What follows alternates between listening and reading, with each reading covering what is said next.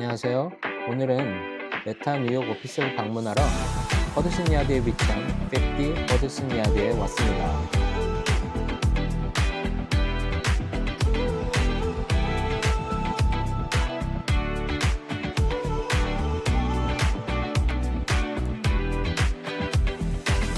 상상했던 페이스북 메타 이미지처럼 메인 로비로부터 달리 보이던데요.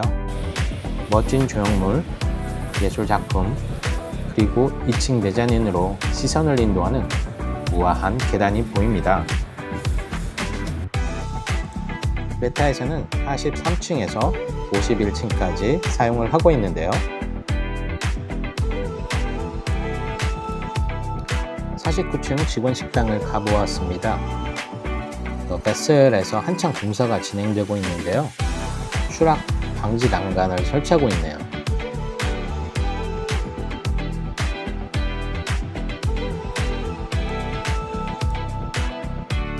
특히 49층에서 51층까지는 직원들을 위한 식당, 휴식 커뮤니티 공간, 야외 테라스로 사용하고 있는데요.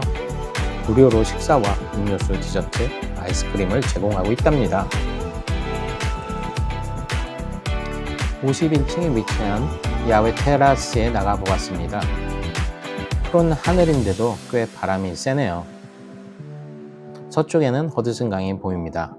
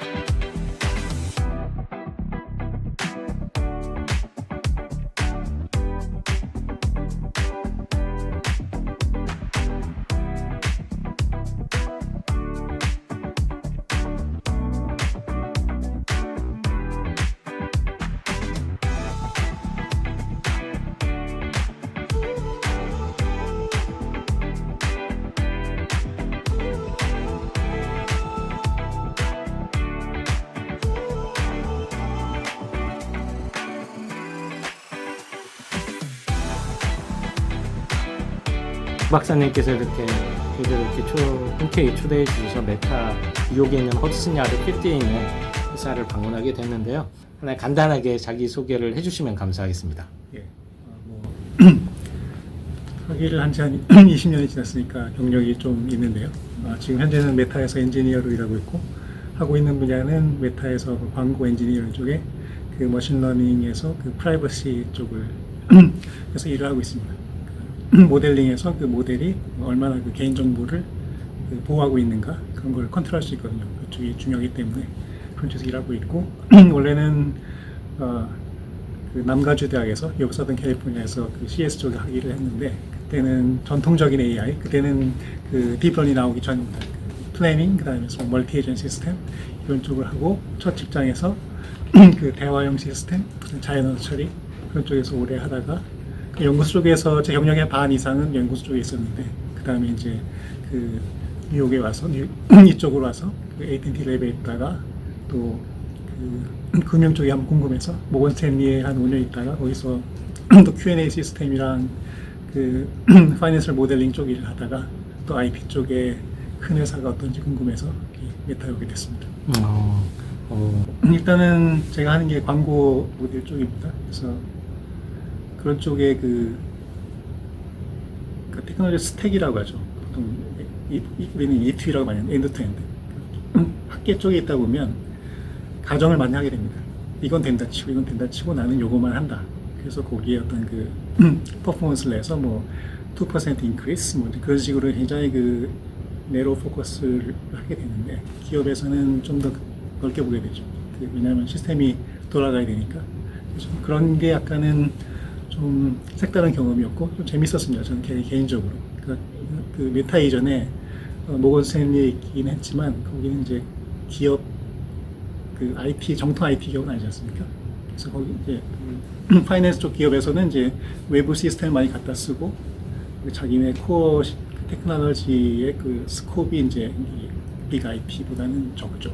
그래서 하지만 이제 이 메타한테 오면서 그 전체적인 흐름 같은 거 누가 뭘 해야 되고 그런 걸 하는 게 좀 저한테는 생소하니까 좀 개인적으로 좀 그 새로운 거를 알게 되는 게 재밌습니다. 저는. 그리고 이제 모델링 그러다 보면 이제 그 모델 자체에 대한 그 쓰시는 시간은 좀 줄어들죠. 이렇게 예전에는 그 딥러닝에서 어떤 패러미터가 어떻고 이제 아니면 그 아키텍처가 어떻고 하는 그런 그 어떤 정해진 박스 안에서 깊이 들어갈 수가 있는데 이제 이 전체적인 이 엔드-투-엔드 시스템을 커버하다 보면 각 컴포넌트에 관해서 깊게 들어가고 싶어도 그런 시간적인 여유가 없을 때가 있습니다. 이제 그런 건 조금 아쉬운 면이긴 한데 그거는 이제 장단점이 있는 거니까 뭐 어느 게 낫다라고는 말씀드리기 좀 힘들죠. 처음에 명확하게 말씀을 안 드린 것 같은데 그러니까 저희가 말하는 모델링은 네. 그 레커멘데이션 시스템을 말하는 겁니다. 그러니까 기본적으로는 랭킹이죠. 사람들이 뭐 그 여러 벤더가 뭐 1000개의 광고를 이제 제안을 하면 그 유저한테 어떤 걸 먼저 보여줄까 순서라는 걸 듣고 그 보통은 이제 그 광고의 컨텐츠라기보다는 어떤 여러 다른 피처에 대해서 하게 됩니다. 그거는 이제 뭐 업계에 그 널리 알려진 그런 테크닉을 쓰는 거죠. 그러니까 아까 말씀드렸듯이 근본적으로 레커멘데이션 시스템이고 그 레커멘데이션 시스템의 그 키는 랭킹 알고리즘인데 그거는 이미 뭐 학계에도 많이 나와 있는 그 테크닉인 거죠. 어떻게 하면 랭킹을 할 것인가. 뭐 회사마다 커스터마이즈 하게 되겠지만 기본적으로는 이제 그 패턴을 가지고 하는 거기 때문에 그 어떤 사람들이 이런 관심을 보이더라 하면은 내가 거기 그 범주에 들어가면 비슷한 그 광고를 보게 되는 거죠. 그래서 중점을 두고 있는 큰 분야 중에 하나고 그리고 뭐 개인적으로도 궁극적으로는 뭐 영화 매트릭스까지는 아니더라도 뭐 메타버스라는 그런 게 우리가 살아가는 하나의 공간의 일부가 되는 그런 방향은 맞다고 봅니다. 하지만 시간이 생각보다 많이 걸릴 수는 있겠죠. 근본적으로 생각해야 될 게 세상이 바뀌지 않습니까? 요즘 젊은 분들은 대부분이 적어도 90세까지는 살 겁니다. 100세까지. 이미 한국에서 뭐 100세 인생이라는 말이 나오긴 하지만 진짜 현실적으로 그리고 대부분의 사람은 아마도 원하든 원치 않든 한 70세까지는 아마 일을 해야 될 겁니다. 그럼 이제 대학 졸업하고 20대 중반에서 70세까지 그럼 이제 길게 보면 한 50년가량의 경력이 생긴다는 얘기인데 물론 우리가 지향하는 세상은 사람들이 한 50세에 은퇴해서 다들 뭐 행복한 은퇴 생활을 해야 된다라는 건 희망상이죠. 현실은 아마 그렇지는 않을 겁니다. 그러다 보면 굉장히 지금 예전에 우리 세대보다는 더 큰 그 경력, 기간을 갖게 되겠죠. 그리고 세상의 변화는 뭐 10년이면 가산이 변한다는 말이 있듯이 10년마다 다르긴 하지만 닷컴 붐이 한 2000년에 있었죠. 99년 말쯤. 그리고 그 다음에 이제 딥러닝을 통해서 지금 또 다른 그 패러다임이 바뀐 딥러닝, 챗 GPT 같이 패러다임이 바뀌는 게 2020년, 4년, 3, 4년? 그러다 보면 10년마다는 아니겠지만 적어도 20년마다는 정말 그 세상이 바뀌는 그런 테크놀로지가 나오게 될 겁니다. 뭐 소위 말하는 AI 그 기업가들, AI 학자들이 뭐 2, 3년 뒤에 뭔가 엄청난 게 나올 거라고 얘기하는 거는 단지 자기네들이 이익을 위한 세일즈인데 사실 그렇게 뭐 2, 3년 뒤에 세상이 바뀔 것처럼 같지는 않고요. 하지만 적어도 10년쯤 되면은 바뀌는 것 같고 그 다음에는 정말 바뀌게 되죠. 그래서 누구나 세상이 이렇게 바뀔 거다 예측할 수 있으면 그 사람은 성공 가능성이 높아지는 거고 세상이 바뀌고 있네 라고 생각한다면 그래도 뒤처지진 않을 가능성이 있습니다. 하지만 어느 순간 세상이 바뀌어 버렸네 라고 얘기하는 처지가 된다면 그때는 약간 따라잡기는 굉장히 힘들어지는 거죠. 그래서 자기 인생을 봤을 그 커리어를 봤을 때 50년이라고 치면 적어도 2권의 패러다임 시프트가 있을 겁니다. 그럴 때마다 나름대로는 변화를 미리 인지하거나 아니면 그 동시에 인지해서 그 파도를 제 앞에 타고 나가는 그런 위치에 본인이 있도록 하는 게 좋을 것 같습니다. 어떻게 하는가 쉽지 않겠죠. 그냥 굉장히 하이 레벨로 말씀을 드리는 건데 그 큰 그림은 그렇고요. 그러려면은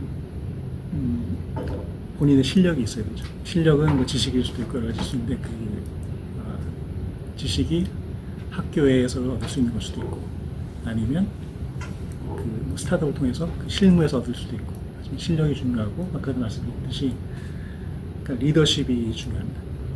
내가 나서서 뭔가 이네이블러가 되면 그러면 그에 대한 보상이 있게 됩니다. 그래서 그런 면에 신경을 쓰시고 제일 중요한 건 실력이죠. 실력을 갖추고 사회 변화의 추세를 항상 이렇게 주변을 인지해. 그게 에이전트가 AI 에이전트가 한 일입니다. 자기의 고울이 있고 주변을 인지하고 거기에서 디시전을 내리고 거기에 액션을 취하는 세상을 바꾸는 그게 에이전트의 컨셉이죠. 마찬가지로 저희가 훌륭한 디시전을 할 수 있는 스킬이 있어야 되고 주변을 항상 인지해야 되는 그런 네트워킹을 해야 되죠. 그리고 굉장히 그 주변 상황에 대해서 소위 말하는 영어로 킨해야 됩니다.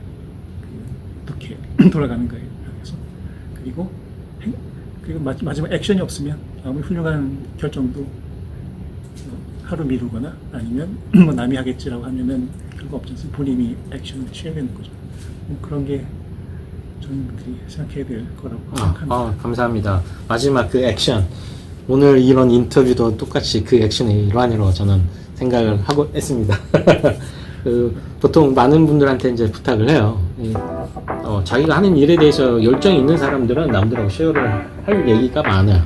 그만큼 고생도 했지만 보람도 있고 또 그런 것들을 젊은 친구들하고 쉐어하고 싶어하는 마음이 생길 수밖에 없는데 특히 이런 분들이 더 우리 사회에 더 많이 있으면 좋겠다. 그래서 젊은 친구들한테 그런 게 많이 전달이 돼서 좀 우정의 에너지가 더